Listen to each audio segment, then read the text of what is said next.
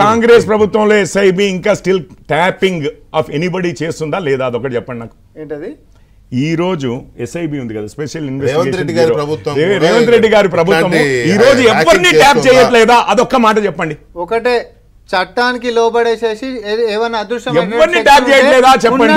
చెప్పండి. ఉన్నటువంటి దాంతో పర్మిషన్ తోటి సిస్టమ్ ఫాలో కావాలనుకుంటే చేయొచ్చు. అధికారం ఆగండి. బీజేపీ మీద అపవాదులు వస్తే సుప్రీంకోర్టు చెప్పింది, మీ మీద అపవాదులకి ఇంకా మీరే సమాధానం చెప్పలేదు. ఆగండి, ఈ రోజు ఎవరినన్నా ట్యాప్ చేస్తున్నారా లేదా అదొక్క మాట చెప్పండి.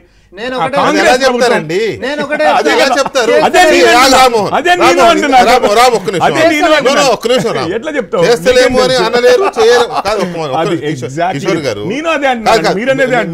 మీరు ఇందాక ఒక మాట చెప్పారు, ఏ సాఫ్ట్వేర్ వాడుతున్నారా అంటే అది ఎలా చెప్తాం మేము, సీక్రెట్ అన్నారు కదా, ఇది స్టేట్ సీక్రెట్ అండి. వాళ్ళు చేస్తున్నారో చేయట్లేదు, హౌ దే ఆ విషయం వారికి నేర్పించడానికి అడిగానండి ప్రశ్న.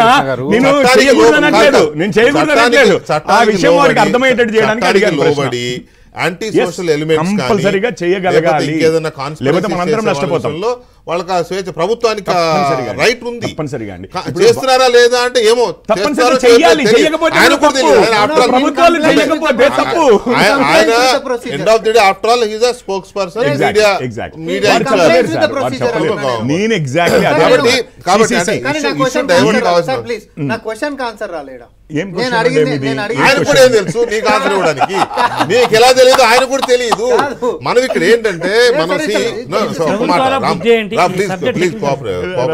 ఇక్కడ మనం ఏం చర్చిస్తున్నామంటే ఈ విషయంలో పాజిబిలిటీస్ ఏంటి, పొలిటికల్ ఇంటెన్షన్స్ ఎలా ఉన్నాయి, ఏ పొలిటీషియన్స్ ఒక్క నిమిషం పొలిటీషియన్స్ ఎందుకు ఇలా చేస్తున్నారు, గవర్నమెంట్స్ అధికారంలో ఉండి అనధికారికంగా చేసే ఈ దరిద్రపు కొట్టు కార్యక్రమాలకు ఎందుకు పాల్పడుతున్నారు? ఇప్పుడు రేవంత్ రెడ్డి గారు పిసిసి అధ్యక్షుడిగా అపోజిషన్లో ఉన్నప్పుడు వాళ్ళ ఇంట్లో ఉన్న మాట్లాడుకునేది కూడా వినేశారు అనే మాట వచ్చిందంటే అది ఎంత దారుణమైన అంశం కాదు, పగలు కాదు, ఎంత దారుణమైన విషయం.